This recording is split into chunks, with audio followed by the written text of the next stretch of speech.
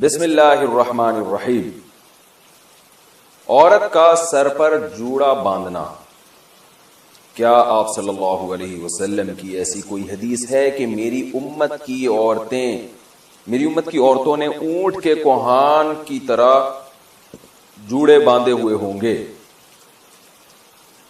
تو کیا عورت کے لیے جوڑا باندھنا جائز ہے؟ اگر گھر میں غیر محرم نہ ہو تو کیا اس صورت میں باندھ سکتی ہے؟ نیز اس حالت میں نماز ہو جاتی ہے یا نہیں؟ امت اللہ صاحبہ انڈیا سے۔ رسول اللہ صلی اللہ علیہ وسلم نے فرمایا کہ قرب قیامت میں ایسی عورتیں پیدا ہوں گی کاسیاتن عاریاتن، لباس پہننے کے باوجود برہنہ ہوں گی، اور فرمایا رؤوسہن کاسنمۃ البخت، ان کے سر ایسے ہوں گے جیسے اونٹ کے کوہان، جیسے اونٹ کا کوہان اٹھا ہوا ہوتا ہے نا، تو ایسے سر ان کے اٹھے ہوئے ہوں گے۔ اس سے صاف پتہ چلتا ہے کہ عورت کے لیے سر کے بال اوپر کی طرف اٹھا کے رکھنا یہ ناجائز اور حرام ہے۔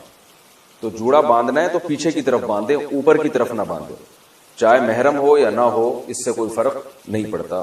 تو ایسی عورتوں کے بارے میں نبی نے فرمایا لا یجدن ریح الجنہ وان ریحها لیوجد من مسیرۃ کذا وکذا، یہ جنت کی خوشبو بھی نہیں پائیں گی، حالانکہ جنت کی خوشبو تو بہت دور سے محسوس ہوگی۔ اور ایسی حالت میں عورت کے لیے نماز بھی جائز نہیں ہے، مکروہ تحریمی ہے، کیونکہ نماز کے اندر گناہ کا ارتکاب کیا جا رہا ہے۔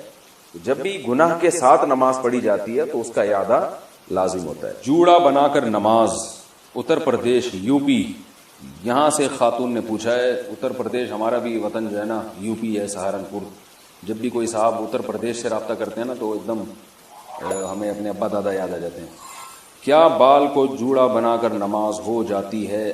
بال کو کا جوڑا بنا کر اگر سر پہ یعنی اوپر کی جانب جوڑا بنایا ہے تو پھر نماز مکروہ ہے، کیونکہ حدیث میں ایسی عورت پر لعنت وارد ہوئی ہے۔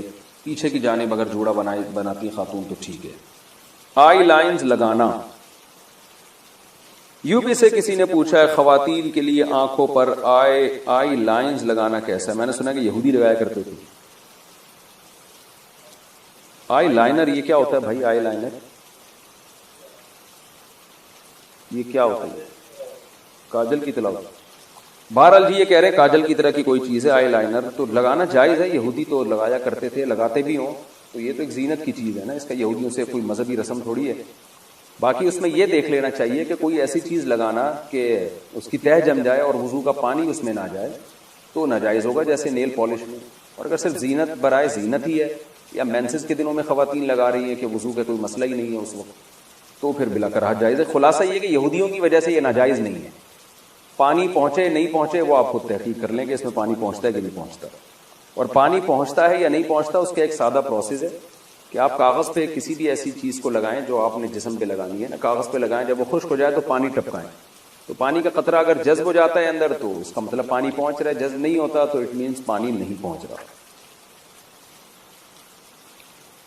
واٹر پروف کاجل یا آئی لائنز میں وضو کا حکم، کاجل میں آئی لائنر میں واٹر پروف لکھا ہوا ہوتا ہے، ایسا نہیں ہے کہ اس میں کوئی پلاسٹک لگتی ہے، پلاسٹک دکھتی ہے، لیکن اس پر یہ لکھا ہوتا ہے، تو کیا اسے لگا کر وضو اور نماز ہو جاتی ہے یا نہیں؟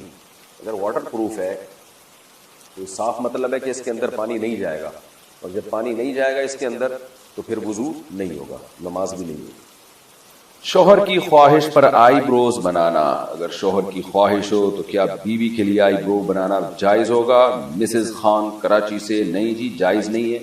نبی صلی اللہ علیہ وسلم نے لعنت فرمائی ہے ان عورتوں پر جو اپنی جو آئی بروز ہیں، بھویں ہیں، ان کے بال نوچتی ہیں، چونکہ یہ تغییر خلق اللہ ہے، اللہ کی تخلیق کو بگاڑنا ہے، تو حرام باتوں میں شوہر کی اطاعت جائز نہیں ہے۔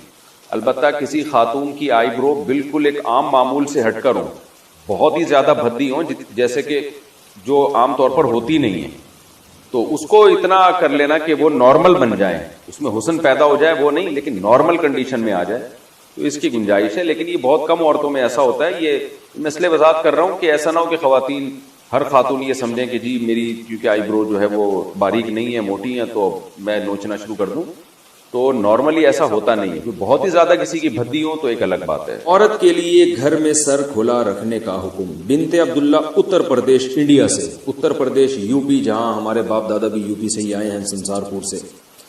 تو یو پی سے انہوں نے پوچھا. یو پی سے جب کسی کا فون آتا ہے نا تو وہ جو اردو بولتے ہیں مجھے بڑی اچھی لگتی ہے, کیونکہ مجھے اپنے والد اور دادا یاد آتے ہیں. اس میں دادی, وہ ہماری دادی اور والد جو اردو بولتے تھے نا, وہ بالکل وہی اردو تھی جو اب یو پی سے کسی کا فون آتا ہے تو وہ جو اردو بول رہا تھا. مجھے بڑا اچھا لگتا ہے ان کا اردو بولنا, کیونکہ مجھے اپنے والد صاحب اور والدہ اور اپنی دادی جو ہمارے پرانے بزرگ دنیا سے جا چکے ہیں, اللہ تعالیٰ ان سب کی مغفرت فرمائے, ان سے جو ہم نے اردو سنی تھی وہ ایکسنٹ اور وہ لگ و لہجہ ہمیں یو پی سے مل رہا ہوتا ہے. بڑا اچھا سا محسوس ہوتا ہے. کئی دفعہ جو یو پی سے کسی کی کال آئے تو میں ان کو کہتا بھی ہوں کہ آپ تھوڑی سی بات کریں, مجھے بڑا مزہ آ رہا ہے. مجھے ایسا لگ رہا ہے جیسے میرے والد صاحب کی یاد تازہ ہو رہی ہے, والدہ کی, اور جو ہماری دادی وغیرہ جو اردو بولا کرتی تھی. ہماری تو اردو ظاہر ہے وقت کے لحاظ سے چینج ہو گئی, لیکن وہ جو یو پی کی اردو تھی نا, وہ آج بھی یو پی والے وہی اردو بول رہے ہیں. ان کی اردو میرا خیال ہے چینج نہیں ہوئی ہے.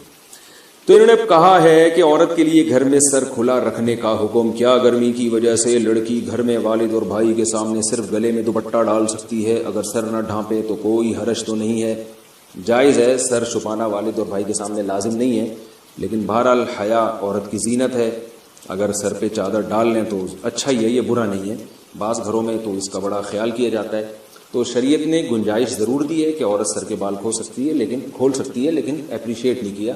تو اگر چادر سر پہ رکھیں تو زیادہ اچھی بات ہے, لیکن کوئی فرض نہیں ہے. اذان کے دوران سر پر دوپٹہ لینا, کیا اذان کے وقت سر پر دوپٹہ نہ لینا گناہ کا باعث ہے؟ نیز اگر کوئی ضروری بات ہو رہی ہو یا قرآن کی کلاس ہو رہی ہو تو کیا اذان کے وقت اسے جاری رکھنے میں کوئی حرج تو نہیں؟ بنت اجمل بہاول نگر سے. دیکھیں, دوپٹہ لینا کوئی حدیث میں تو حکم نہیں ہے اذان پہ دوپٹہ لینے کا. البتہ اتنی بات ہے کہ شریعت نے یہ بات ثابت ہے کہ شاعر اسلام کا احترام لازم. وَمَن يُعَظِّمْ شَعَائِرَ اللَّهِ فَإِنَّهَا مِن تَقْوَى الْقُلُوبِ. قرآن کہہ رہا ہے کہ جو بھی شاعر اللہ کی تعظیم کرتا ہے, احترام کرتا ہے, تو یہ دل کے تقوی کی علامت ہے. اب احترام کا کوئی خاص طریقہ قرآن نے نہیں بتایا, یہ عرف پر چھوڑا گیا. تو اذان کے شاعر اسلام میں سے اس کا احترام کرنا چاہیے. تو ظاہر خواتین کے لیے احترام کا یہی طریقہ ہے کہ سر پہ چادر لیں, وہ تھوڑا سمٹ جائیں, تھوڑا ایک یعنی وقار ظاہر کریں. تو اس لیے خواتین کو اذان کے وقت دوپٹہ لازمی لینا چاہیے. رہا یہ مسئلہ کہ دوپٹہ نہیں لیں گی تو گناہگار ہوں گی, تو گناہ تو نہیں ہے, لیکن یہ عمل بہرحال قابل ملامت ہے کہ تھوڑا سا انسان کو اللہ کے نام کا خیال کرنا چاہیے, خاص طور پہ جب عرف بھی ہو کہ اذان کا اسی طرح سے احترام کیا جاتا ہو. اور رہا یہ مسئلہ کہ اس وقت باتیں کرنا یا قرآن کی کلاس, تو بہتر تو یہی ہے اور بہت تاکید ہے اذان کے احترام کی. تو اذان جب ہو رہی ہو تو آپ اپنی کلاس کو تھوڑی دیر کے لیے روک لیں. حتیٰ کہ فقہا کہتے ہیں بہتر یہ کہ تلاوت بھی نہ کی جائے اس وقت, باتیں بھی نہ کی جائیں, اذان کو سنا جائے. البتہ اس سے وہ اذان مراد ہے جو آپ کے محلے کی مسجد کی ہو, کیونکہ اذانیں بھی 4-4 5-5 آوازیں آ رہی ہوتی ہیں. تو بس وہ جو آپ کے محلے کی مسجد کی اذان ہے آپ اس کا احترام کر لیں تو کافی ہے. باقی اذانیں ہو رہی ہیں پھر وہ ہونے دیں. تو فرض واجب تو نہیں ہے یہ عمل, لیکن یہ اذان کے احترام کا بہرحال تقاضا ہے. ہاں کوئی بہت ہی اہم مجلس ہو جس کو بعد میں کرنا ممکن نہ ہو تو وہ ایک الگ بات ہے, اس میں پھر اذان کے وقت بھی اس کو جاری کیا جا سکتا ہے. نقاب عورت کے لیے پورا جسم ہے, چہرے کے نقاب نہ کرنے کے بارے میں کیا حکم ہے؟ دیکھیے, اسلام میں پردے کے مختلف درجات ہیں. اسلام میں پردے کے مختلف درجات ہیں. ایک درجہ تو یہ ہے کہ عورت اپنے آپ کو اتنا چھپا دے کہ اس کی چادر پہ بھی مرد کی نظر نہ پڑے کبھی بھی, تو یہ سب سے اعلیٰ درجہ ہے. بعض صحابیات ایسی ہوتی تھیں وہ ان کو کبھی کسی مرد نے دیکھا ہی نہیں, ان کو مخدرات کہا جاتا تھا.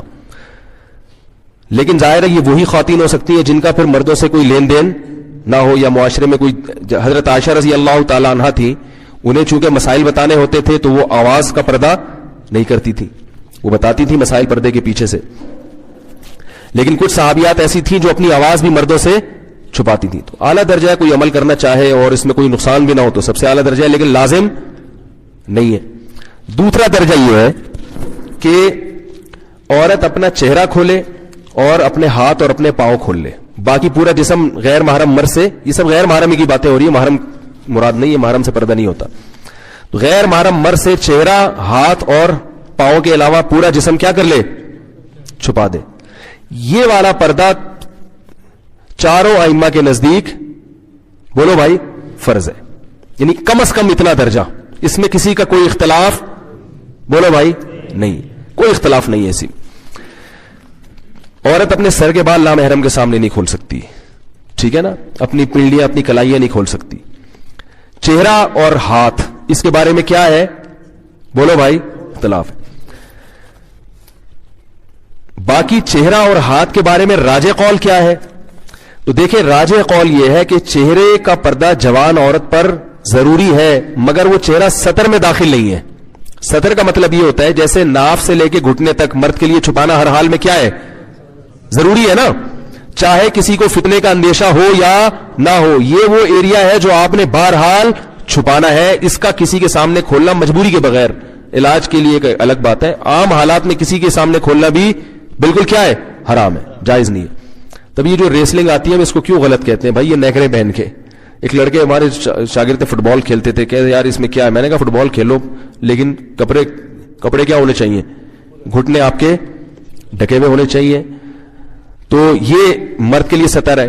تو عورت کے لیے چہرہ, ہاتھ اور پاؤں کے علاوہ کا جو ایریا ہے نامحرم کے لیے وہ کیا ہے, سطر ہے. اس میں فتنے کا اندیشہ ہو یا نہ ہو, جوان عورت نے بہرحال وہ بولو بھائی چھپانا ہے.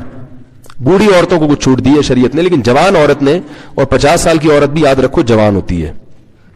بعض لوگ جوان کا مطلب لیتے ہیں کہ 19 سال کی ہو, جب تک بالکل اس کو اتنی چہرے پہ جھریاں نہ آ جائے کہ استری کرنے کی باقاعدہ ضرورت پڑ جائے, اتنی جب تک جھریاں نہیں آتی وہ کیا سمجھی جاتی ہے شریعت کی نظر میں, جوانی. اتنی زیادہ اس میں اٹریکشن ختم ہو جائے کہ کسی کو پیسے بھی دو نا تو وہ شادی کرنے کے لیے تیار نہ ہو. جیسے ایک چٹکلا ہے, ٹائم ہے سنا دوں. وہ ایک آدمی کی شادی ہوئی, اس نے بغیر دیکھے شادی کی, اس کو بتایا گیا بھائی بڑی حسین دلہن ہوگی. جب اس نے دیکھا تو وہ تو بالکل ہی بہت ہی بیچاری بدصورت تھی. تو قاضی صاحب نے نکاح پڑھایا. تو اس نے قاضی صاحب سے پوچھا جی آپ کی نکاح پڑھانے کی فیس کتنی ہے؟ قاضی صاحب نے کہا جتنی اچھی تمہیں دلہن لگ رہی ہے نا اتنے پیسے دے دو. بھائی پہلی رات میں دلہن تو سبھی کو اچھی لگتی ہے نا. قاضی صاحب کا خیال تھا 1-2 کروڑ روپے تو ملیں گے لازم. جتنی اچھی تمہیں دلہن لگی ہے اس حساب سے کیا کرو, نکاح میں نے پڑھایا, اس دلہن کو حلال میں نے تمہارے لیے کیا ہے, تو مجھے ظاہر ہے تگڑی رقم ملنی چاہیے. جیسی تمہیں دلہن دلائی ہم نے, یعنی تمہارے لیے حلال کی ہے نکاح پڑھا کے, تو اس حساب سے کیا ہونا چاہیے, ہمارا کمیشن ہونا چاہیے. تو اس آدمی نے کیا کیا, 10 روپے پکڑا دیے. کیا کیا, قاضی صاحب کا منہ لٹک گیا, یار یہ کیا. تو اس نے کہا کہ بھائی قاضی صاحب آپ بھی ذرا گھونگٹ ہٹا کے دیکھ لیں. قاضی صاحب نے جب گھونگٹ اٹھا کے دیکھا 5 روپے واپس کر دیے. بولے 10 روپے بھی آپ کیا کر رہے ہو, زیادہ دے. تو اگر کوئی ایسا حساب کتاب ہے, اتنی بیچاری بوڑھی ہو گئی ہے, تو پھر تو پردوں کے معاملے میں شریعت نے اس کو آسانی دی ہے. لیکن جب تک جوان عورت ہے تو یہ چہرہ, ہاتھ اور پاؤں کے علاوہ باقی جو پورا جسم ہے وہ نامحرم کے سامنے کیا ہے, سطر ہے. اس میں یہ نہیں ہے کہ فتنے کا اندیشہ ہے یا نہیں, وہ بہرحال نامحرم سے ہر صورت میں چھپانا ہے. اور نماز بھی اس کے بغیر نہیں ہوگی. نماز میں اگر سر کے بال کھل جائیں, پنڈلیاں کھل جائیں تو نماز نہیں ہوتی. تو نماز میں بھی جیسے مرد اگر سطر کھلا ہوا ہو مرد کا نماز میں, قمیض کے بغیر آپ کی نماز ہو جائے گی, لیکن اگر سطر کا ایریا آپ کا کھلا ہوا ہے تو نماز آپ کی نہیں ہوگی. تو نماز سے خواتین سمجھے, جتنا ایریا نماز میں چھپانا فرض ہے اتنا نامحرم کے سامنے چھپانا بھی فرض ہے, سطر ہونے کی وجہ سے. باقی چہرہ, ہاتھ اور پاؤں, اس کا سطر سے تعلق نہیں ہے, اس کا تعلق ہے حجاب سے. حجاب کہتے ہیں پردے کو, یعنی اس کو اس لیے نہیں چھپانے کا حکم کہ یہ سطر ہے. اگر اس لیے حکم ہوتا تو نماز چہرہ کھول کے عورت کی نہ ہوتی. سمجھ رہے؟ تو اب دو لوگ کیا کرتے ہیں, جن کو اس چیزوں کا علم نہیں ہوتا, دونوں چیزوں کو کیا کر دیتے ہیں, گڑبڑ کر دیتے ہیں. اس لیے پریشان ہوتے ہیں کہ یار ایک طرف چہرہ کھولنے کی اجازت ہے, دوسری طرف کیا ہے, چہرے کا پردہ ہے, تو یہ کیا ہے. تو چہرے کا جو چھپانے کا حکم دیا گیا ہے. اچھا یہ بھی یاد رکھیں, امام شافعی, امام احمد ابن حنبل کی ہاں چہرہ بھی سطر میں داخل ہے, یعنی وہ بھی عورت کے لیے چھپانا بہرحال کیا ہے, ہر صورت میں فرض ہے. لیکن بر صغیر میں فقہ حنفی کو فالو کیا جاتا ہے, اس لیے میں فقہ حنفی کے مطابق بتا رہا ہوں. دلائل دونوں کے پاس ہے قرآن و حدیث کی روشنی میں. تو فقہ حنفی میں امام ابو حنیفہ کی رائے کے مطابق جو عورت کا چہرہ جو ہے وہ سطر میں داخل نہیں ہے. تو وہ اس لیے فقہاء حنفیہ نے کتابوں میں یہ لکھا ہوا ہے کہ عورت پر چہرے کا چھپانا فرض نہیں ہے نامحرم سے. فرض نہ ہونے کا مطلب کیا کہ وہ سطر میں داخل نہیں ہے. بعد کے علماء نے فتویٰ اسی پر دیا کہ اس کا تعلق کس سے ہے, حجاب سے.